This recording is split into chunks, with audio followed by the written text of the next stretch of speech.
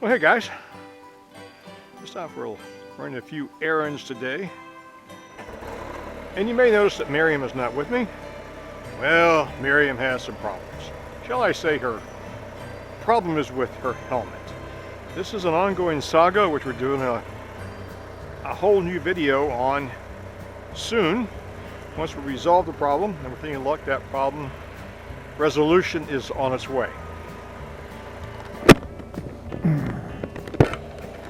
But we'll get into more of that shortly.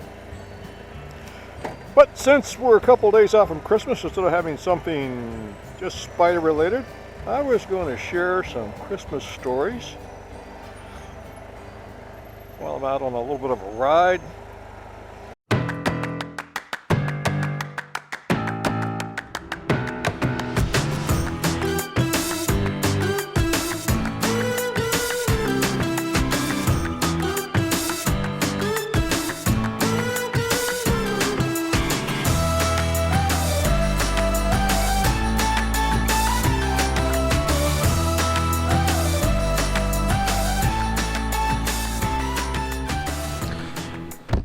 Okay guys, got to give a warning here. In the editing process for this video, I realized the first segment can be a little bit of a downer.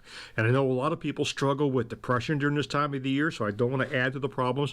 So I'm going to put a time mark up here in the corner that you can just scroll forward and skip all the downside stuff and get on to the good stuff. But the reason I'm putting this in there, I think it's really important to understand for several reasons. One, it sort of gives you my history and my experiences and what I had to deal with as a police officer. And also, when you see somebody in the blue suit, it sort of gives you a different perspective of the things they deal with day in and day out. So it's important to tell that story to know what this line of work does. So that said, you've been warned.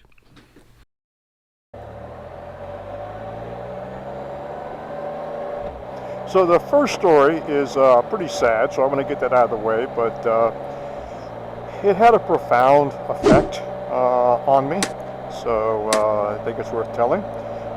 In my younger days as a police officer here in the city, I was working an overnight shift on Christmas Eve that was going to end on Christmas morning, and then I was going to go home and change clothes, then go to my parents' house and do the Christmas morning routine, open gifts, that sort of thing, then go home and go to bed. So about 4 o'clock in the morning, I get a call for an accident with injuries on one of our major roadways, which happens at that time to be through it's 4-lane highway, open road, but it's through a wooded area. And it was the most horrific car crash I have ever seen in my entire life. I get there simultaneously arriving with the fire department, and to say it was a car accident it more resembled a plane crash. From what we were able to determine, from putting the pieces together, so to speak, is that the car had 2 occupants in it. They were doing excess of 120 miles an hour in a 55 zone. Hit a dip in the road, and it was an old car. It was a 1970s vintage full-size sedan, and it hit the dip with that 1970 suspension, became airborne, and hit a tree about 10 feet in the air. The tree did not move, and the car literally exploded. When I mean exploded, there was no fireball or anything like that, but it hit with such force the car disintegrated.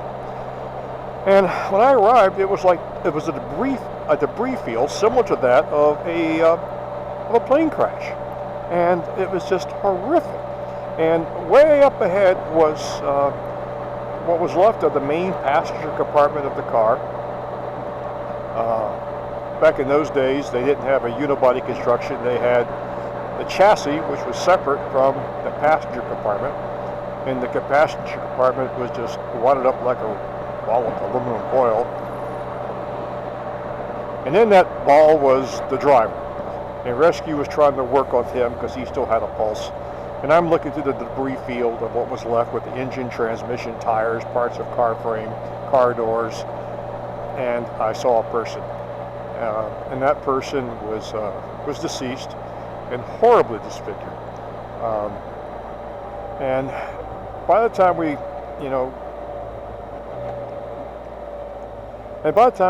got everything organized, and you have to do a lot of work when you're doing an accident like that. It takes a lot of time.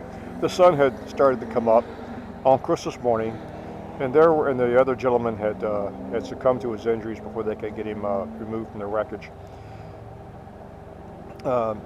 Two young folks in their 20s, and they were out, we're guessing, partying, and coming down this road really, really fast, lost control, and the accident occurred. And I'm standing there, and I'm looking at Christmas lights on nearby houses on Christmas morning, and two deceased individuals literally, right there at the scene. And I'm thinking, two entire families will get the news this morning that their loved ones have been killed by, well, lack of a better word, nothing but sheer stupidity. And so my shift is over. It's 7. We managed to get off on time because we turned the accident over to the folks who investigate fatal car crashes, and they will spend most of Christmas morning at the scene working it.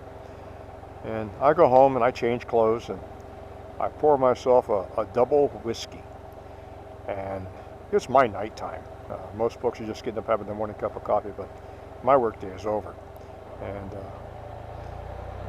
this is before they would have a thing what they call critical incident debriefing nowadays. When somebody in a first responder is faced with that type of situation, they have to go through immediate counseling to decompress from the events.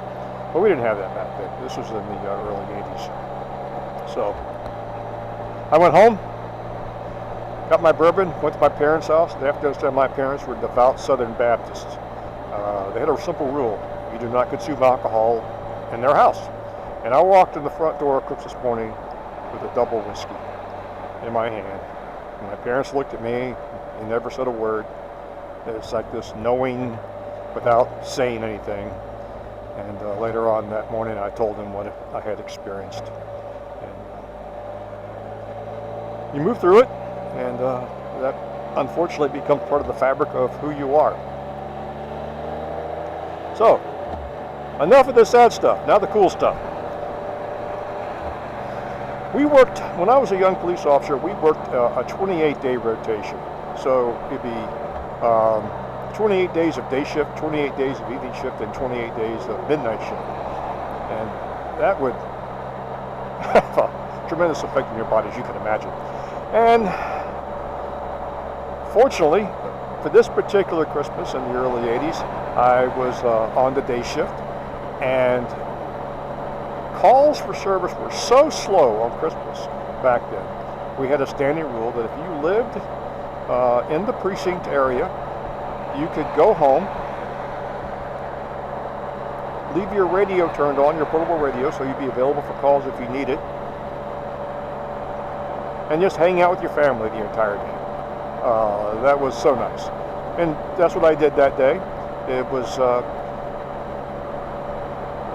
went over to my parents' house, took my gun belt off, and laid it on the chair by the front door, put the radio on the kitchen table, and spent the entire day to hang out with my family and enjoy Christmas. I think that only happened twice in my entire career because of shift rotation and things getting busier. And Virginia Beach becoming a bigger city. Now, when we were younger, growing up in the 70s and the 80s, the era of, you may remember this, the era of electronic toys were coming out, battery-powered toys. And my family, like all the others, we would get a lot of our toys, which were battery-powered. And back in those days in Virginia Beach, there was nothing that was open on Christmas. Nothing. If you didn't get it before Christmas, you didn't get it. Not even a convenience store. But the downside was, without fail, every year we would get gifts. My brother and I would open the gifts, and they'd be battery powered, and my parents would have forgotten to get the batteries. Just as always surprised. What do you mean batteries are not included? And it says that right on the box. So for Christmas Day, we'd open our presents and just stare at our inanimate toys that needed batteries, and there were no batteries to be had. You know, looking back in retrospect, it was kind of funny. And then to add on top of that, here we are waiting all year when you're a child for Christmas, and you get your toys that you can't really play with, and then your parents tell you, okay kids, load up, we're going to the grandparents' house. But I want to take my toys with me. No, leave them here. You can play with them when you get home. So we would have like a couple of hours to play with our toys, and then off in the car to my grandparents' house. Typically my dad's parents, who lived out in just an hour or so away from our home. But the upside of that is a memory that I still carry with me to my day. It was Christmas dinner. My grandfather was a farmer. He also raised his own pork and harvested his own pork, and smoked his own pork. He had a smokehouse in the back of his farm. So for Christmas, it was a feast unlike anything I've seen or experienced since. We would have ham, we would have turkey, we would have biscuits, we would have homemade cornbread, we would have dinner rolls. Every vegetable you could imagine that was grown on the farm was cooked, and it was always cooked with lard, a good helping of lard that my grandfather had raised. And oh my gosh, it was awesome. You know, it was still something that I think back to today. It's like, that was just awesome.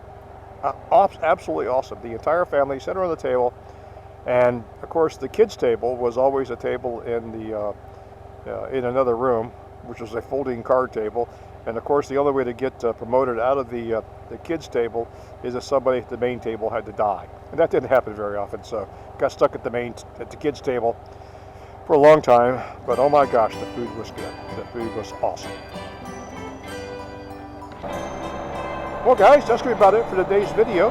Just want to get a few short stories out there, talk about Christmas, and wish Miriam could be here with you, but she is lacking the proper helmet gear. We're working on that.